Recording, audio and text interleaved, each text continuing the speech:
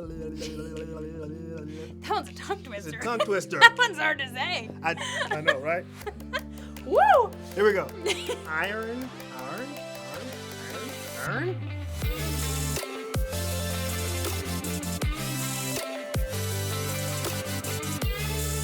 Hey, Be Hope Worship and Tech Teams. We are so excited to get the chance to sit down with Corey so that you can get to know him a little better. I know some of you haven't had the opportunity to get to sit down with him and ask him questions. And so we asked you to submit questions to us that you would want to ask him. So you can get to know him, get to know how he works, how he thinks, How he feels. How he doesn't think. Exactly, all of those things. So Corey, we are so excited you are here.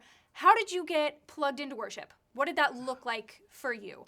I think my first encounter with worship, I was about 6 years old, and we had just moved here to Cincinnati, Ohio, and I was in an all-white school, all-black church, and I was trying to figure out, hey, who am I and what am I supposed to do in these worlds? And I always loved my worship leader. He'd just get up there and sing a cappella, and we would just sing with him. And he saw me struggling a little bit and asked me to sing a song, and I remember, that Sunday finally came. I was scared all week, and I remember walking out of the pew, walking up to the platform, wondering if they're going to receive me, what's going to happen. And as I started to sing that song, they stood up and they sang with me. And in that moment, I found identity, and I think I found kind of what God had in store for my life. Yeah. Oh, that's so cool. So that passion kind of started for you when you were young. So now, as you've gone through your life, what continues to drive that passion for you? That moment was a transformation for me, and it changed me. It moved my life, and I love how music, and especially God's music, can affect change not only personally, but globally and within your community. And so that passion, I think, is fueled by that, is to see people's lives changed and moved. Absolutely, yeah. So since you've had your toes in worship since you were young, what did your career path look like? Like, what jobs have you had that kind of led you to now be at Be Hope?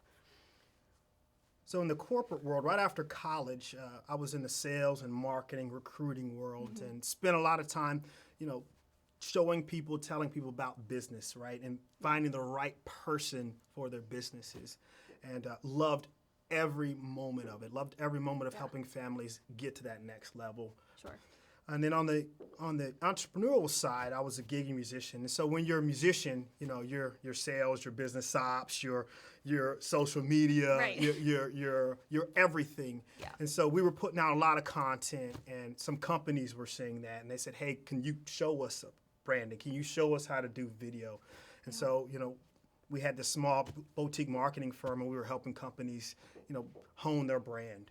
Okay, that's cool. So you've kind of had experience in a lot of different areas, kind of in the whole creative arts world. Correct. You've really had experience in all of that. And loved every minute of it. And so I'm excited to bring all that here to see what we can do together. Oh, me too. That's going to be really exciting. So you said you grew up in church, sang a solo when you were 6. So you've had faith since you were young. But what does your faith journey look like? When did you really come to faith on your own? That's a great question. So growing up in a church, a Baptist church, we would have church a lot of times from like 8 a.m. to 2 p.m. and then we'd take a break, and there'd be dinner, there'd be lunch downstairs, there'd be all kind of food downstairs. It was a full day, right? And then so the sister church would be on the bus coming to do a concert for us, and so I'd be in that front row, just taking it all in, just loving what that choir was doing and that energy that they were bringing. And I think it was in music that I answered that call. I remember one day, there was an altar call, and he said, "Come forward." And something in me, I was shy little boy, something in me just propelled me forward. And I was baptized that night. And I was about 10 or 11 years old. And, I remember, wanting to learn more. And so one of my favorite things to do on Easter was to watch, the Bible story that was always on TV, right? There was always there was always something on Easter and I look forward to watching that and reading the Bible. So for me, it was just like, hey, I need to learn, and I want to learn more about this thing. Yeah. Yeah. So what's God teaching you now? That's a big question, I know. Cultivation. Okay. Cultivation. I think over the past couple years, there's been things that God has been pruning away out of my life. And, that was a painful experience because I always have a plan. I always have, hey, this is my plan, this is my process. And as those things were getting pruned away, I didn't have a plan. And that left me feeling, a bit insecure about things like, hey, God, what are you doing? Mm-hmm. What are you doing with me? And so I just had to trust, and remember what my favorite scripture is. And it's Psalms 118:8. It's better to trust in the Lord than to trust in man or me, right? Yeah. It's better to trust in his plans than the plans that I make. Always, yeah. And so that's what he's been doing in my life and cultivating that relationship, Yeah, that's good. All right, I'm going to switch gears on you a little bit. So if there was a worship song that you could listen to over and over and over or could lead over and over, which would it be? I'm sure there's probably more than one. There's so many. Like, I love hymns. I love modern worship. I love gospel. There's so many. But one that's really, today I was listening to it. In past 24 hours, I probably listened to this song 15 times, and it's Joy in the Morning. And it's by Torrin Wells and Elevation. I cannot stop singing that song. It's such a good one. Oh, it's such a good one. Yeah. Okay. Love that one. What about you? What about you? Word. Yes. No. This is turnabout fair play. All right, that's fair. Honestly, I'm gonna say "The Blessing" by Carrie Job. Okay. I listen to that probably multiple times a day. So it makes me cry every time. It's like that song for me. So that's your go-to. It is. That is my go-to. It is so good. It's just gets me in all the feels. I love those kind of songs. I know. I do too. They're my favorites. So let me ask you this. What does that song do for you? Oh, my word. I think it's something about, well, I'll tell you. I saw Elevation in concert with Carrie Job last year. And so getting to see that song and her perform it live and hear the whole stadium of people just praising in the most incredible way, like my whole body just gets goosebumps thinking about it. And so ever since then, when I listen to it, I hear that and I'm like, oh, that's what heaven's gonna sound like. So it just it's just has done something for me ever since then. So you nailed it. That's it for me. That's why we lead, right? Right. That's why we do this. Right. That's what heaven sounds like. It's the best. Absolutely the best. That's great. Yeah. Okay, I have to ask you too. Sure. The guitar strap. Oh. What is the story behind the guitar strap? Because it's a unique one that you wouldn't see here very often. So what is the story? There has to be a story behind that guitar strap. There is a story. I was bivocational for many, many years. So what that means is I was working a full-time job and working part-time at the church and raising a daughter. So I had all that going on. Yeah. And so there was this season. My heart has always wanted to be in full-time worship. This was about 10 years ago. My heart always wanted to be in full-time worship. And the timing wasn't in God's timing yet. And so that opportunity opened up. Yeah. And I stepped into a full-time worship role at a Loden church. And I was asked to sing it in the UK. Okay. And so I'm scared. I'm nervous. I've never been out of the country like that to perform. Sure. And I'm questioning, hey, is this full-time ministry for me? Is this really what you want? And as I'm sitting in that airport, this crowded airport, there's people coming and going, hustling and bustling. This little old lady comes walking through the airport. For whatever reason, sits beside me. And she just starts to talk. And I just reveal who I am and what I'm doing. And she listens and then prays with me. And as soon as she's done praying, she walks away, right? She disappears into the crowd. And so there was this calmness and this peace that happened. But as I went to the UK and I began to lead, I began to worship with people, we stepped into this spontaneous worship. And there was, again, this peace and this calm, right? Yeah. And it was this Psalms 118:8 moment. It's better to trust in the Lord than to trust in man. And so there was my answer. Hey, this is what I have for you, son. To walk in it. And I'm here with you.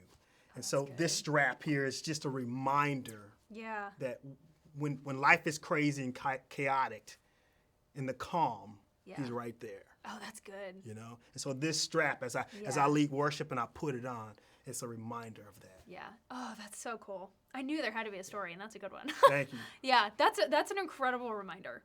I'm a very visual person, so having a visual reminder like that is really cool. Every single time you put your guitar on, that reminder's right in your face. In your face. Yeah, that's really cool. Oh, I love that. So, since you have been at Be Hope for a few weeks and have kind of started to dig your toes in a little bit, what do you see being strengths and weaknesses of our specific worship and tech teams? I think the unique challenge that we face is that, if you're a musician, that's a skilled attribute, right? Mm-hmm. Playing an instrument is a skill. Singing is a skill. Running a camera is a skill. Right. Being a director, those are skills that, you have to learn and spend time with. Yeah. And so I think our biggest strength is that our people are talented, they're dedicated, they're willing, and they're problem solvers, right? Yeah. That's what I look for in someone joining a Hope team. Are you a problem solver? Yeah.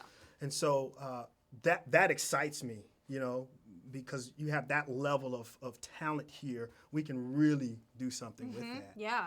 I think an area of opportunity is we've always done it this way. So I think there's an opportunity for us to step out of that and try some new, unique things. Yeah. And the one thing you'll learn about me is I love to take risks because it can pay off in very big ways. It can also fail, but it's always worth that risk. Sure, yeah, it is. Because you never know who that's going to reach. Right. You never know how that can affect change within an organization. Yeah, and that's huge. So what do you think is something that maybe will be our biggest struggle or will be our biggest hurdle here coming up in the future? So our technology will be the biggest struggle, I Yeah. think, and that's within any industry, really. Your technology can either propel you forward or can hold you in the same space, right? Right. So right now we're undertaking some big initiatives to upgrade our technology, right? And so I'm excited about what that looks like for the future. Yeah. But as we do that, I think another obstacle is how do we get people trained and prepared and confident on that equipment. Right. And so that's where I've spent a lot of my time and where I want to spend time in coming up with solutions that really get people to that next level on whatever, thing whether they're a camera person or director. Right. How can we give them the right tools to feel confident and successful? So as we are looking forward into the future of Be Hope Worship and Be Hope Tech, what are some things that you are excited about, that you are dreaming about, kind of vision casting for where we're going and some exciting things that may be in the future for us? So I think there's great talent here, and sometimes that talent needs just a little bit of a push, just a little bit of a, hey, we're excited about you, and we're excited about what you're doing.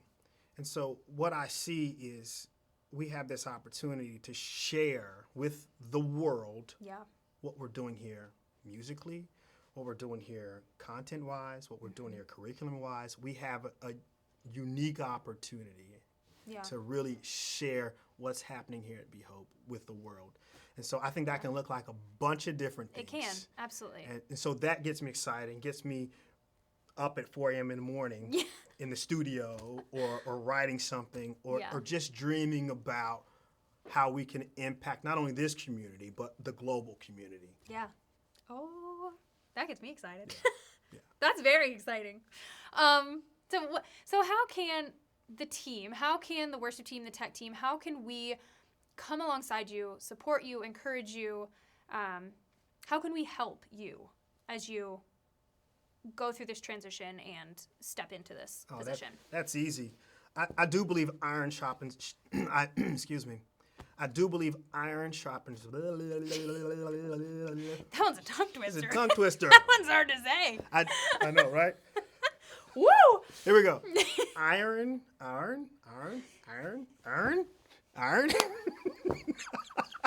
So That's the one. We'll say it another way. cultivate a can-do attitude. Let's say it Oh, like perfect. that. Okay. There we go. So just be prepared, be on time. Yeah. Know your skill set. Know whatever technology you're on, whether Mm-hmm. that's singing or an instrument or camera. Know that inside and out. Know that inside and out. Number 2, love Jesus. And so that means we love each other, right? Right. And we take care of each other. Right. My personal favorite is debrief. Be willing to assess your own self and the people around you from an open, honest Yeah. way. And then number 5, is that 5? Is that 5? Might be I don't know, 4. 4? I don't know. I don't know. Recruit. Yeah. Tell people about Be Hope. Bring them onto your teams. Share them. Come on someone's arm. That's what's going to make a difference in this community. Right. Oh, man. Corey, I'm just so excited. I think we're all so excited that you're here and just so excited to continue to get to know you. It's just, there are so many exciting things coming for Be Hope and so many good things in the future that I'm sure you're just as excited as we all are about. I am. I can't contain Yeah. myself, and so I have to temper down a little bit and make sure that I'm walking in the right path, and this is God's plan and Right. not Right. my plan, right? Yeah. But I'm excited. If you want to get a hold of me, call Chelsea. Call or email Chelsea. She'll have all the answers. She'll have all the answers. Oh, man. Thank you so much for being here and being a part of getting to know Corey and being on this team. I have loved getting to serve on the worship team and just so excited. When do you so Okay. I was going to ask that question. When are you going to come lead? When are you going to come? Okay. I don't know. So we need to make that happen. Okay. We need to make that happen. Okay. All right. Man, we're just hanging out Man, here. I know. It's so good. It's so good. I'm glad that we got to spend this time. Thank you, Corey, for Thank taking you. the time to talk and answer the questions and invest in the team. It's just, there's so many good things coming. So we cannot wait to continue to get to know Corey. I hope you cannot wait to continue to get to know Corey. And we will see you so, so soon. You guys are the best. Peace and love.